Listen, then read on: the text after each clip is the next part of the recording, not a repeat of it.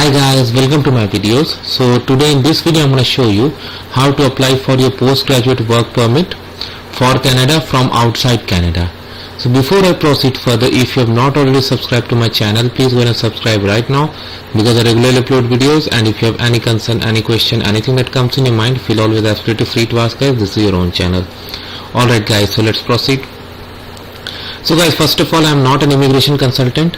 So if you are taking anything out of this video, it may or may not work for you, and you do it at your own risk, as I won't be I won't be liable for any outcome. Alright guys, so let's proceed. So let's say you completed a course and then you came back to your country, and now you want to apply for postgraduate work permit. So there is a time period during which you are allowed to do. So this is what we are gonna do in this video. Alright. So the first step is to log in into your GCK account. Click on apply to come to Canada. So for the purpose of this video, consider a case like there is an Indian citizen whose name is John Smith. He completed a course and then he came back to his home country India, and now he is applying for this postgraduate work permit. Many people applied during the course also, but he had some, let's say, family issues, and he came back and now he is applying. Determine your eligibility and apply online. So click here, visitor visa, study or work permit. What would you like to do in Canada? You would like to work. How long? More than 6 months. Code that matches your passport. India. Current country of residence, he is in India. Do you have a family member who is a Canadian person? Let's say no. Date of birth. So let's say John completed a master degree, and his age is 27. I mean, let's say till 22 years he studied, 3 years he worked, then he went for higher studies, and now he is back. So 27, if I want to make it, let's make him 1994.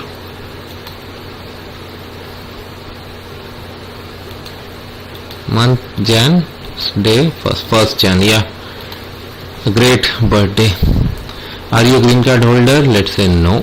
Whatever is applicable in your case, right guys? This is a sample.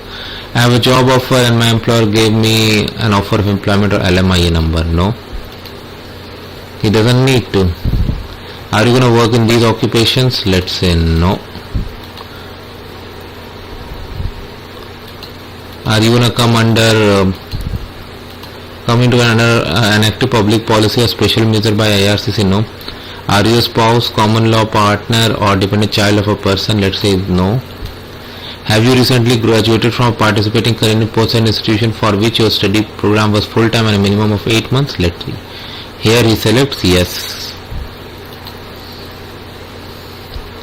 Do you have an official letter from your school that confirms you completed your study program as well as a copy of final transcript? Yes. What is your marital status? He never married. What is the province of destination? Let's say he's landing in Ontario. So he can apply postgraduate work permit outside of Canada. Okay. Next, click on continue. More questions will come. So again the same question appears. So he selects yes. Have you committed any crime? Let's say no. You have a medical exam performed by IRCC penetration within last 12 months. Let's say no. He was in Canada and it was not performed. Have you lived in any designated country or territory for more than 6 months in last year? So he was mostly in Canada, then he came back for to his country and it's been a few weeks, so he selects no. But if it is applicable in your case, select yes. Do you want to work in the following jobs? He selects no. Do you want to submit an application for a family member? He selects no. Someone access to your application? No. He wants to do everything on his own. In past 10 years, have you gone for biometrics? Yes. Their fee for your application. Will you be paying fee? Yes. He'll be paying the fee. Why he wouldn't? Are you able to make a digital copy? Yes. Paying fee online? Yes. So you can go through the whole questionnaire here and then click on continue. Again click on continue.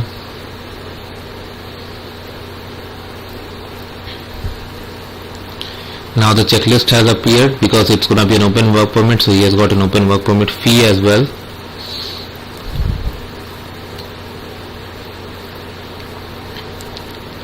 So these are mandatory documents, and this is and this one is like not mandatory, but I strongly recommend you fill these as well, because why would you hide anything from IRCC? And then you have recent education transcript, completion of studies letter, passport digital photo.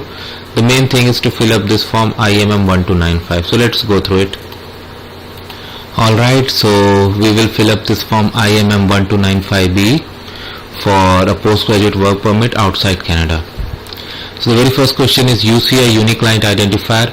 So if you are applying for postgraduate work permits, it means you have studied, so means you have applied before. So you have a UCI. So generally it's like 8 or 10 digits.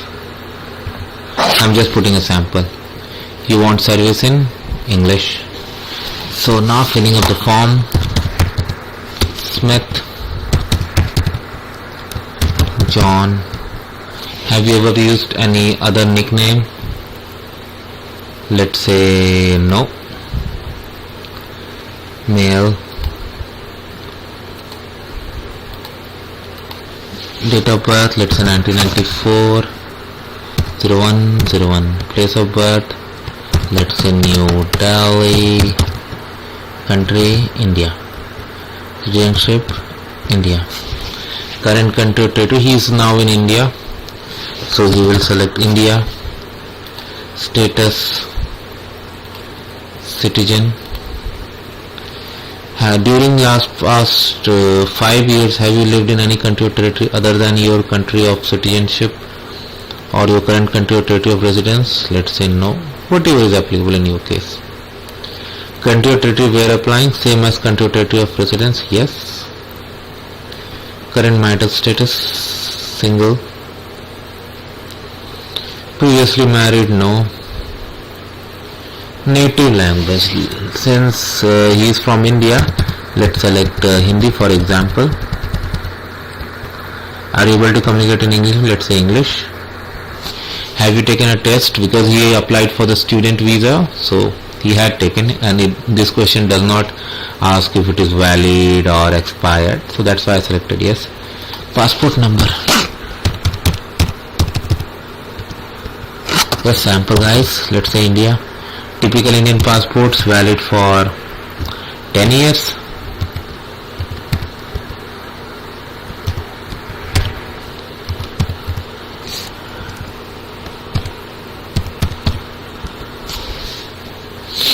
So this question, do you have nationality document? So this comes in various forms and various applications. So when I had applied for my work permit, I selected yes, and that time I was an Indian citizen. So I entered my PR PAN card number, and it was easily accepted. So in PAN card numbers you don't have any expiry date, but here also you don't have any mandatory fields are issue and expiry. So it had worked easily for me. Okay, are you a green card holder? No. Address, let's say living here, just sample address, I don't even know if this exists or not. City, town, let's say New Delhi. Country, India. Postal code, sample. District, Delhi, I'm not sure if that is correct or not, but in a sample. Residence address, same as mailing address, yes. Telephone, so he has a Canadian number also because he came back from Canada. Let's say he has a cellular number, just a sample. And because he's in India, so he has an Indian number also, like let's say cellular.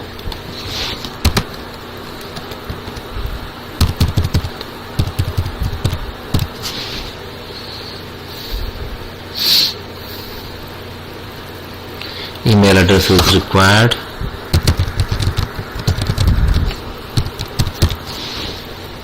Okay, now question. What type of work permit are you applying for? see the option exemption from. So before I fill up further, I want to show you the instruction. So this instruction is from IRCSI directly. It says that choose the type of work permit you are applying for. If you choose, if you are applying for a postgraduate work permit outside Canada, choose open work permit and write postgraduate work permit in question 2A and leave the following questions blank 2B to 6. Let's see how it works in the form. So I'm back to the form. I select open work permit 2A postgraduate work permit. I entered and it says leave up to 6. No need to worry about. Perfect. So now, have you had any postgraduate education including university apprenticeship? Yes, he has. So let's say he studied 2 years in Canada. So he studied from 2019-01 to 2021-01. Field and level of study. So I'm just writing Masters in Technology in IT. Just sample, guys. School, let's say Toronto IT College. Just sample, guys. City, town, let's say Toronto. Country, Canada. Province, Ontario. Okay. Employment. So let's say before going up here, let's say completed his education in 2017, then 2017, like in typical in 22 years, 19, yeah, 2017 is fine. So let's say from 2017 7 till 2018 12, he held the position. Although this is not his current employment, let's say he did not work while he was in Canada and he worked before that. So this is definitely not his current activity and occupation. So such things you can always describe in the letter, like, and then it should be fine, because similar things I did in other applications also and it was accepted. Let's say he worked in New Delhi, country India, and it was like IT consultant company, let's say New Delhi IT.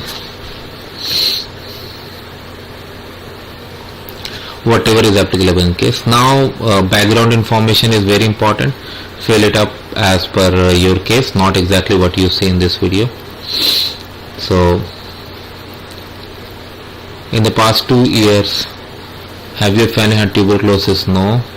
Any do you have any physical mental disorder? No. Have you remained beyond validity of your visa? No. Have you ever denied, refused? No. Have you previously applied to enter remain Canada? Yes, he has applied because he had a student visa. So provide that full details including the application number and everything. There is nothing to hide, because IRCC already has your information. Just based on your details, they can pull out all the information within a second. So don't hide, don't misrepresent yourself. Have you ever committed, been arrested for, been charged with or convicted of any criminal offense in any country? Let's say no. Did you serve military, militia? No. Have you ever been member of associated with any political party, organization which has engaged in advocated violence?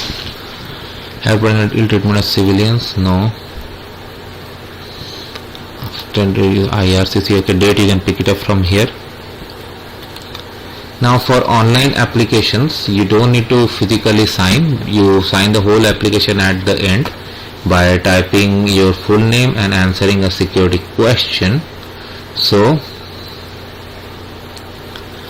what you need to do is, but yeah, validation is important because your form needs to be validated before it will be accepted by the system. Now validation is completed successfully, but still I would always suggest have an extra check. because this validation is only gonna check if you have missed any mandatory field, if the format you entered is correct, but in no way it could determine like you have done it correct or not. For example, see, that is why always, and whenever you make any change, anything, go for validation once more.